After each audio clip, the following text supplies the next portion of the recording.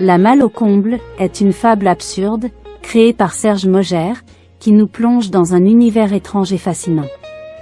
Entre dadaïsme et surréalisme, l'histoire est un tourbillon de non-sens et de folie.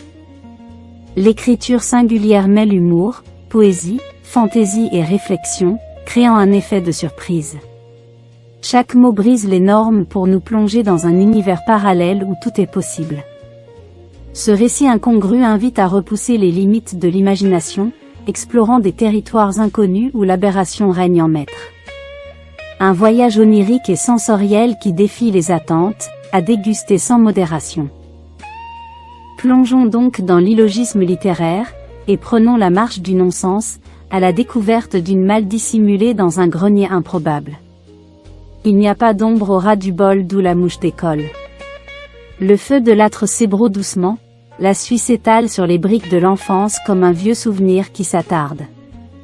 Le blanc des cheveux, lui, recouvre la plaine des jours passés, ses vagues silencieuses semblables à une jarre de lait chaud.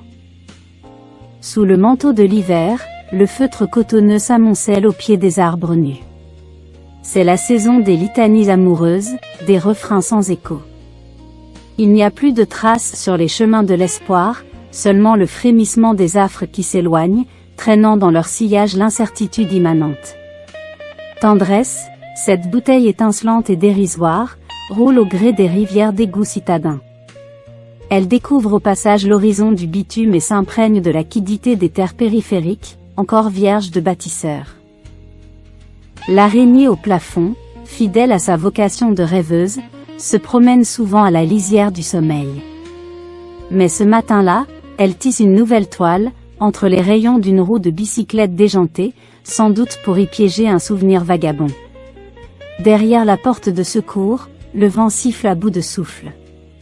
Un ourson bleu, essoufflé, trempe son museau rose dans un pot de confiture surveillé par une ribambelle d'abeilles délurées.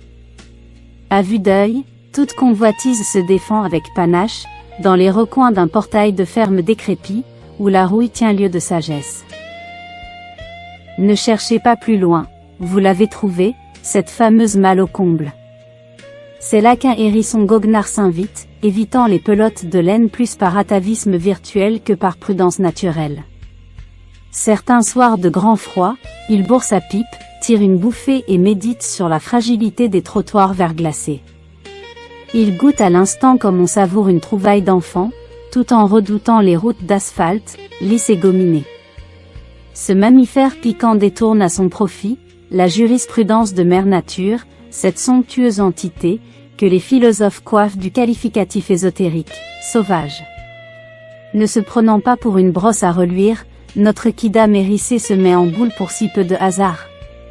Comme le dit le vieux proverbe bosseron, comme l'oiseau vole, l'on juge son adresse. Et selon un autre, plus secret encore, point d'échelle au grenier, point de malle au comble. Allez donc savoir. Les adages témoignent de notre volonté de se rassurer sur notre quotidien bien incertain. À quoi peut servir une malle dans un grenier?